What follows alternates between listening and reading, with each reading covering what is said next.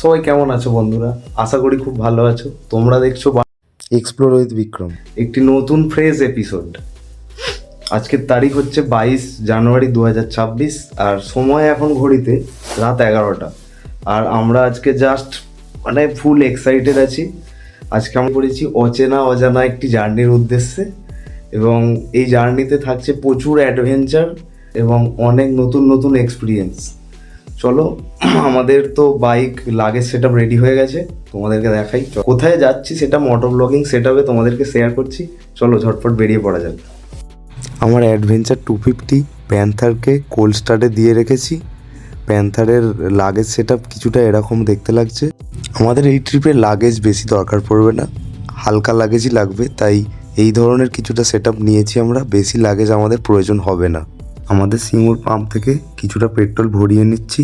বাকিটা আমরা যে স্টেট ভিজিট করতে চলেছি সেই স্টেটে প্রায় আমাদের স্টেটের থেকে লিটারে 7 টাকা পেট্রোলের দাম কম, তাই ওখান থেকেই ভরানোর চেষ্টা করব বেশিটা।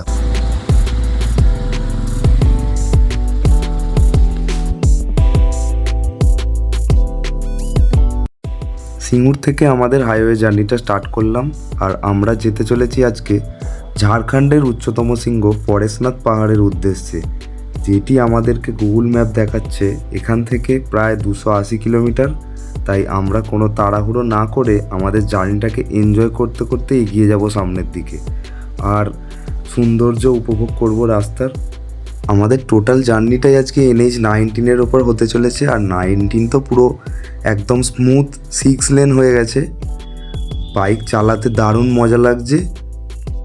ঠান্ডাটার জন্য রাইড জমে যাচ্ছে পুরো, আর পানাগড় ক্রস করার পর ঠান্ডাটা আরও বেড়ে যাবে। এনজয় লেভেল তো সেই হতে চলেছে। আমরাও এনজয় করব আর তোমাদের সাথে শেয়ার করতে থাকবো টোটাল এক্সপিরিয়েন্স আমাদের। অ্যাডভেঞ্চার 250 হাইওয়ে পারফরমেন্স কিন্তু দুর্দান্ত দিচ্ছে। আর আমরা কখন পালসির টোল প্লাজা ঢুকে পড়েছি বুঝতেই পারিনি। এটা হচ্ছে আমাদের জার্নির প্রথম টোল প্লাজা যেটা আমরা ক্রস করছি। এরপর আমরা শক্তিগড়ে একটু দাঁড়াবো, তারপর জার্নিটা কন্টিনিউ করব।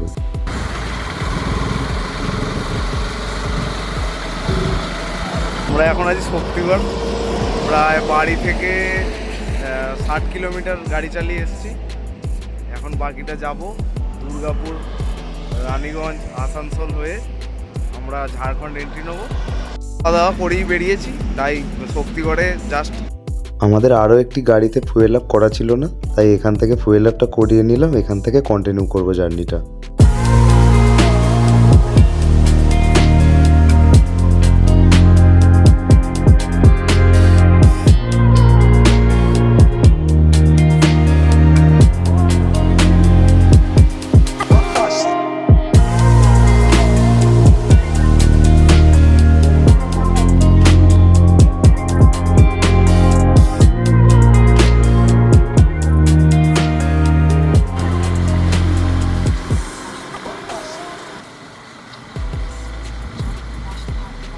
এখন ঘড়িতে সময় প্রায় রাত 2টো, আর আমরা আমাদের second toll plaza Durgapur toll plaza cross করছি।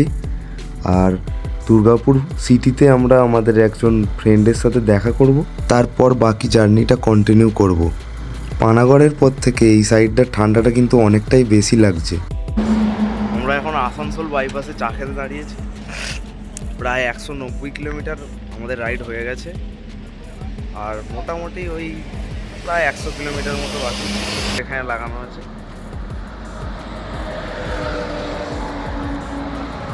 ঠান্ডাটা অনেকটাই বেশি আছে, প্রায় 10-12 মতো চলছে। ঠান্ডাটা একটু লাগছে, তবে ভালোও লাগছে, এনজয় হচ্ছে ঠান্ডাটা। আমাদের প্যান্থার হাইওয়েতে কিন্তু দুর্দান্ত পারফরমেন্স করছে, এবং চালিয়ে তো পুরো মজা এসে যাচ্ছে। মনে হচ্ছে যেন চালিয়ে যাই।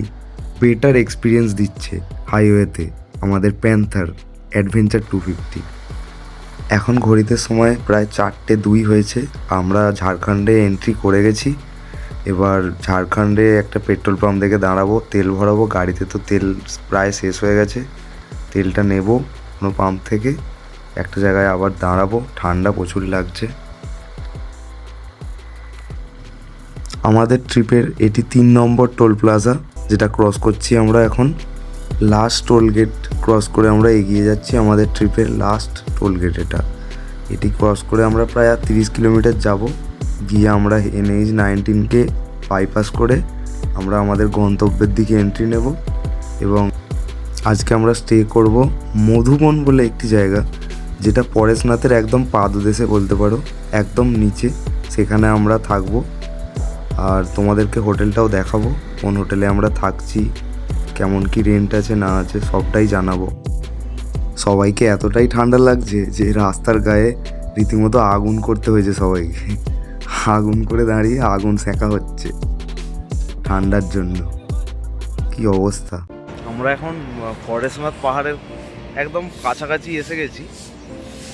সানরাইজটা হচ্ছে, দেখো তোমাদেরকে দেখাই কি বিউটিফুল লাগছে সিসটা। মানে একটা মানে সেই লেভেলের একটা লাগছে, মানে ভিউটা মারাত্মক লাগছে।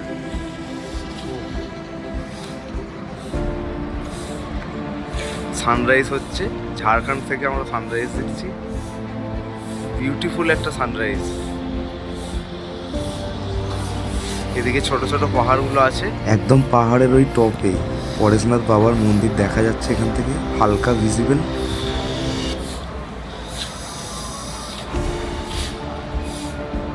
Good morning, good morning from Jharkhand.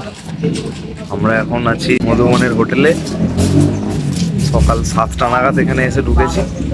Hotel আমাদের এটা মধুবন হোটেল আছে, এই হোটেলটায় আমরা উঠেছি, তোমরা দেখতে পারো।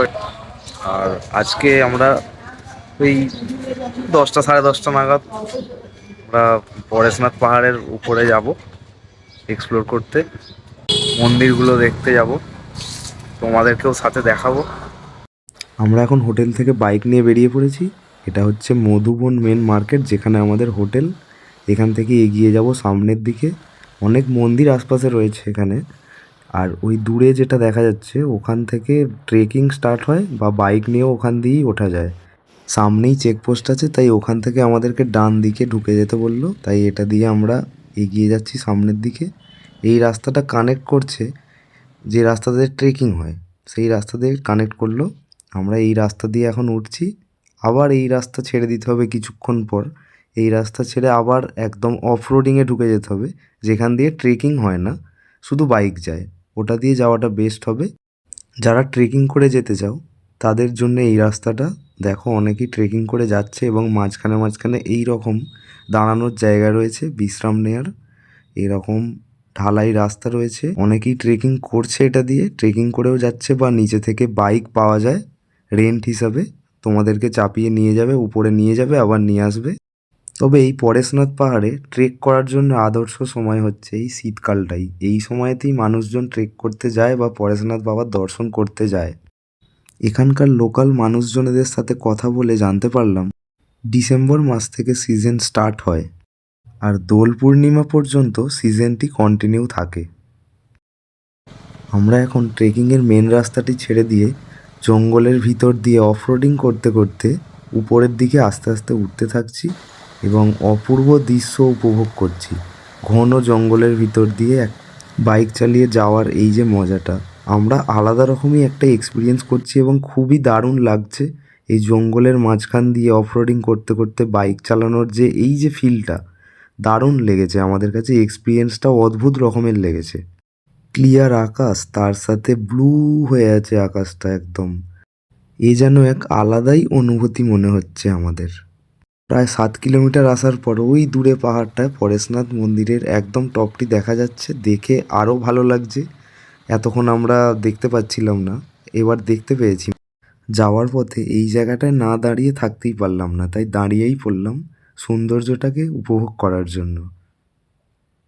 আমাদের বাইকগুলো এখানে পার্কিং করে দিয়েছি, এখানে কোনো পার্কিং চার্জ লাগে না। এবার প্রতিজনকে এখান থেকে ট্রেক করেই উঠতে হবে। সিঁড়ি আছে প্রায় 2 কিলোমিটার মতো। আমরা পাহাড়ের মনোরম দৃশ্য উপভোগ করতে করতে আমাদের ট্রেকিং স্টার্ট করে দিয়েছি, এবং আস্তে আস্তে উপরের দিকে উঠতে থাকছি।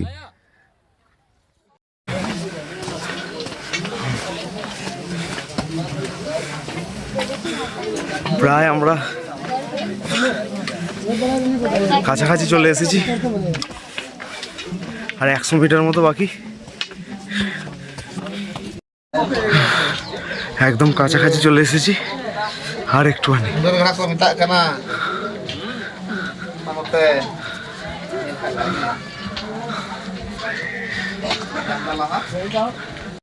আমরা নিচে থেকে কখনোই ভাবতে পারিনি যে উপর থেকে এই ধরনের একটি ভিউ পাবো, এত মনোরম এবং এত অপূর্ব দৃশ্য।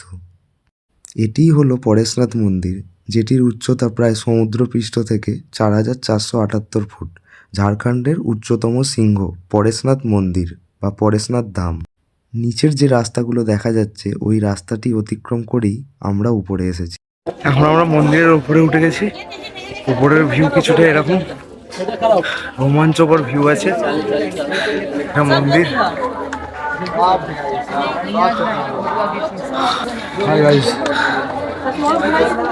বিউটিফুল ভিউ ভাই।